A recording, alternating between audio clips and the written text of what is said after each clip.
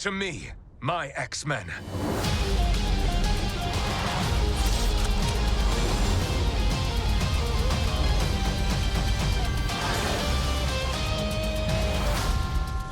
Magneto. The last will and testament of Charles Xavier. Everything he built now belongs to me. Thanks Mr. Anti-Idiotic for suggesting to review X-Men 97. Check out his channel as well, the link will be in the description. So I was already a bit curious about X-Men 97 when it was announced, but only now I actually have checked it out. I have to say I did watch the reruns of the original X-Men show back in the day, but always preferred the Spider-Man animated series. It has also been years since I watched any of these original Marvel animated shows, so my memory wasn't the best of what happened in these shows, especially the X-Men. Fortunately, the first season of X-Men does a pretty good job of bringing the viewer up to speed of what has happened, who these characters are and where they are in their lives. The issue here is just that there is a bunch of characters and some twists which are here are a bit much to keep up with. But it's never too overwhelming in my opinion. The premise is that Xavier has been shot, the world is in turmoil, and tensions between mutants and humans are only rising. Cyclops and Jean Grey are also expecting a child. But soon things just get crazier and more dangerous for mutants and humans. For someone who wasn't the biggest fan of the original show, the first couple of episodes already felt like a big step up from what we saw back in the day, and the series just shows all the characters of the Marvel Universe, and was a real throwback not only to the X-Men but all the 90s Marvel shows. But this too is not too overwhelming. Sure, the show is banking on nostalgia to a certain degree, but it's not like Space Jam 2 or the recent Ghostbusters movies.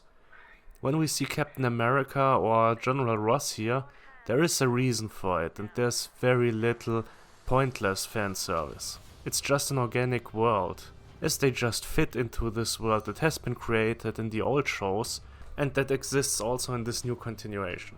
The style of the show is also capturing the look and feel of the old one very well. Basically to a fault. At least I thought so at first. It did look like it had a bigger budget than any of the 90s Marvel shows in the first 2 episodes already, but they also had moments which seemed a bit odd and cheap, like showing a bunch of characters and only the ones talking are animated. But now that I have watched the whole season, I think this was just a stylistic choice. As for example, the action sequences honestly just look amazing for the most part. With really beautiful animation, great direction, and a great choice of just how the scenes are designed. In general, the show seems to look better and better as it progresses. While I didn't love all the character designs, the majority of them are good and distinct enough to be immediately recognizable. The look of the show was also something that positively surprised me, and just seeing the action often engaged me into what was going on. Usually, especially with most modern comic book movies, the action isn't that interesting to me, because most of the time there are no real stakes. It's just some superheroes punching each other. But here, for one, it looked very cool, and there were stakes actually. People are getting messed up pretty roughly for the X-Men. I definitely didn't expect Wolverine to actually get his claws bloody in a close-up. But there are also some human-like creatures which get sliced and diced, and yet another very well-made sequence. Also in the big showdown, we see something that I wouldn't have expected to ever see in an animated X-Men episode, when Wolverine and Magneto really fight it out and show something that I think was pretty notorious in the comics. Overall, X-Men 97 is a grittier, a bit more adult version of the old show. Of course it's not a bloodbath or has an abundance of swearing, but the X-Men also mostly don't need that. It just feels like the X-Men have grown up a bit since the last time we met them. It just feels appropriate for this show and for a modern show. X-Men 97 also doesn't shy away from more touchy and serious subjects, which is also very much in line for the X-Men. Having the X-Men at the breaking point after some very dark events taking place and let them decide between war or a peaceful resistance is something that reaches a new point of escalation here. Beloved characters die, mutants are being hunted, the deaths of thousands of mutants and humans are happening, and it all ends with a bang that will have consequences.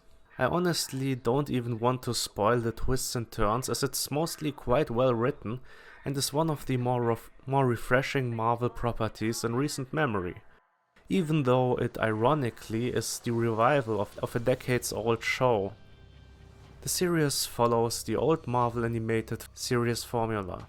Just like the old show, there are also some soap opera elements here, which are not the strength of the show but are just a part of the X-Men, and probably better handled than in the old show, even though this is something that I don't remember that much from the old show and will probably also forget relatively quickly in this show. But there's enough serious stuff happening, and also we delve into the trauma of several characters and some concerns that they have with the world they are living in and with themselves and their abilities. We have some episodes that work more as standalone stories, often focusing on one or only a few characters, like for example an episode focusing on the new addition to the X-Men, Roberto, who together with Jubilee is fighting Mojo in a virtual reality training gone wrong and trying to escape in one of the weaker episodes of the show, which still isn't even bad, just a bit weaker than the other episodes with some cringy moments that really feel like a 90s show in some regards, including some jokes that are not that good. But even that episode has some pretty good moments, and especially the ending is turning it around again and makes it still a good episode. And then there are also the episodes which move the storyline forward, which is the conflict between the mutants and the humans. These push the story forward to a seemingly uninevitable, not too distant future, which the X-Men usually avoid in the last moment. The voice acting is pretty good, which goes probably without saying. Only sometimes when the characters talk in French or German, which, well, that isn't that convincing, especially the German. But overall, it's well done. The show is pretty good with some highlights, but the last 3 episodes kick into another gear and are pretty great. The ending is as you would expect. It's pretty open and has a cliffhanger. But this is not only expected for modern day Marvel or comic book movies in general, but also for the old Marvel animated series. X-Men 97 was a nice surprise. I liked it more than the original show, I would say, and it's also one of the better, more recent Marvel shows. It even gave me hope that I could maybe see a revival of the Spider-Man animated series. I usually only rate shows that are finished, so I can consider the whole show, but X-Men 97 Season 1 is an easy recommendation. It's very well made, it's interesting for people who watch the old animated shows, or younger/new Marvel fans, or just fans of good animation in general. And I do look forward to the next season. I just hope they can keep the quality.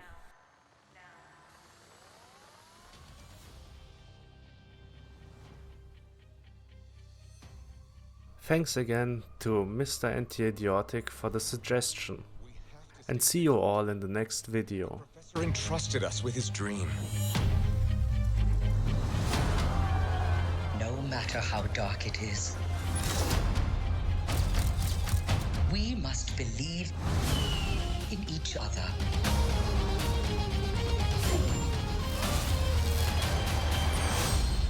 We get this done by working together as a team. Geez, Stub, keep buzzing in my ear.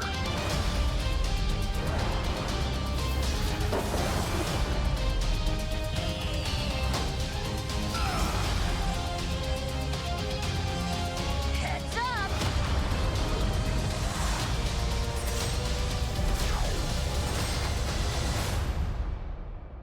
To me, my X-Men.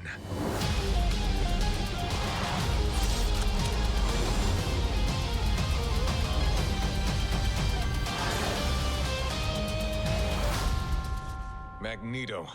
The last will and testament of Charles Xavier. Everything he built now belongs to me.